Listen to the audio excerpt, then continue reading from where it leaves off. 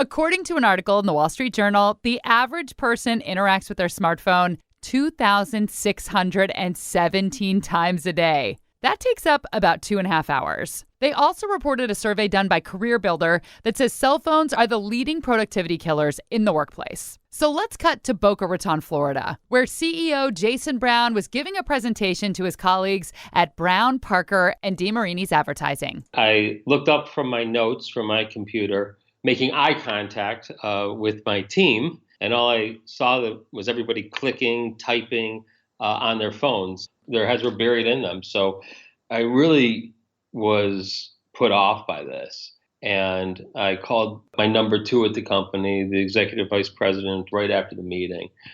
And I just tore into her and said, if somebody shows up to a meeting again with me with a phone, that'll be the last meeting they're at. So that was not a moment I'm proud of. And in hindsight, it's not how I would have liked to have handled it. But the message was clear. When Jason is talking, stay off your phone. But his ban didn't last for long. The truth is that I started missing my phone in meetings. Myself, even my number 2 at the company, we started cheating. So we started taking our phones out of our pockets, putting them underneath the table. And there's nothing worse than a hypocrite, right? So I started easing up on the rules. It just became understood throughout the office, like, okay, listen, it's not going to be this hard and fast rule. Everyone's losing their jobs if they take their phone out. It's going to be a little bit more nuanced. His employees might have been messaging friends and family instead of working, but he recognized that they deserve that break and that coming down with an iron fist doesn't improve any work environment. I also thought about the other part of it, which was our clients expect us to respond to them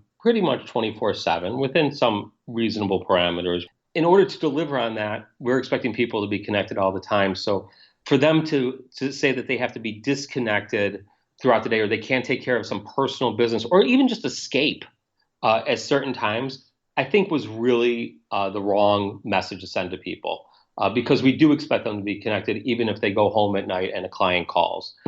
So in light of all of that, we developed general understanding throughout the office and throughout the company that matched our DNA better. And Brown took a new approach. He felt really badly about how hard he had come down the first time.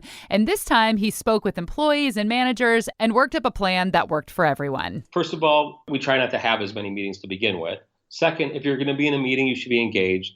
Third, it's okay to bring your phone, keep it face down. If you're expecting a call or a text from a client or from a loved one, just step out. You can take it. It's at the end of the world, and there's no real ramifications. And it is working for us, I will tell you. Brown also realized that they were punishing the wrong people. We originally thought that this was a millennial issue, and quickly we found out it was all of us.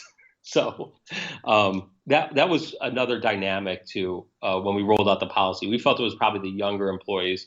I think that they were blamed unnecessarily or unfairly, really. Brown says this is something he continues to struggle with personally. How does one stay connected digitally and still remain in the moment and connected with the people around them?